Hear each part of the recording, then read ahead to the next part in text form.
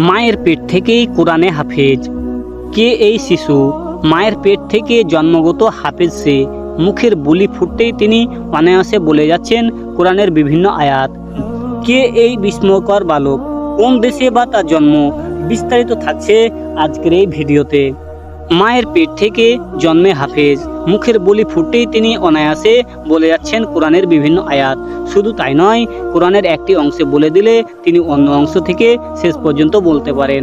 তার তিলাওয়াত এত শুদ্ধ যে যে এই প্রথম শুনবে সে মুগ্ধ হয়ে যাবে। পুরো বিশ্ব তাক লাগিয়ে দেওয়া শিশুর জন্ম আফ্রিকার দেশে আলজেরিয়ায়। শিশুর নাম ইয়াহিয়া। ইতিমধ্যে সামাজিক যোগাযোগের মাধ্যমে তার একটি সাক্ষাৎকার ভাইরাল হয়েছে, যা নিয়ে মুখিয়ে আছে পুরো নেট দুনিয়া। নিষ্পাপ শিশুর অসাধারণ কোরআন তেলাওয়াত শুনে মুগ্ধ সারা বিশ্ব। তার প্রশংসায় পঞ্চমুখ সারা দুনিয়ার লোকেরা। বিস্ময়কর এই শিশুকে বলা হচ্ছে বিশ্বের সবচেয়ে ছোট কোরআন হাফেজ। কেউ কেউ তাকে আবার মহান আল্লাহ তাআলার কুদরতের ক্যারিশমা বলেও বর্ণনা করেছেন। জন্মের 2 বছরের মাথায় তার কোমল কণ্ঠেও কোরআন তেলাওয়াত এক অবিশ্বাস্য বিষয়।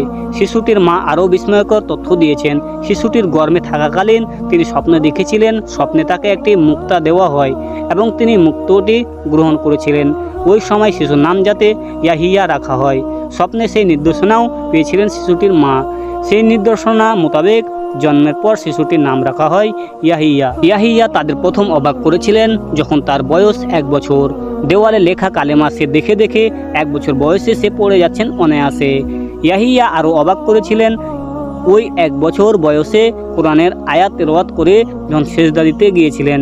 ইয়াহিয়ার মা বলেছেন কথা বলার বয়সে তিনি কোরআন তেলাওয়াত করেছেন। এটা সম্পূর্ণ আল্লাহ তাআলার নির্দেশনা। তো বন্ধুরা, আপনারা বুঝতে পারলেন এই ভিডিওর মাধ্যমে। এখানে আমি একটা কথাই বলতে চাই, এটি হলো আল্লাহর একটি অফুরন্ত ক্যারিশমা। আল্লাহ যাকে পরেশগার নেক বানাতে চান তার অবশ্যই কোনো কিছু বাধা হয় না। বন্ধুরা, ভিডিওটি ভালো লাগলে অবশ্যই লাইক করবেন, শেয়ার করবেন, চ্যানেলটিকে সাবস্ক্রাইব করে আমার পাশে থাকবেন এরকম নতুন ভিডিও পাওয়ার জন্য। ধন্যবাদ সবাইকে।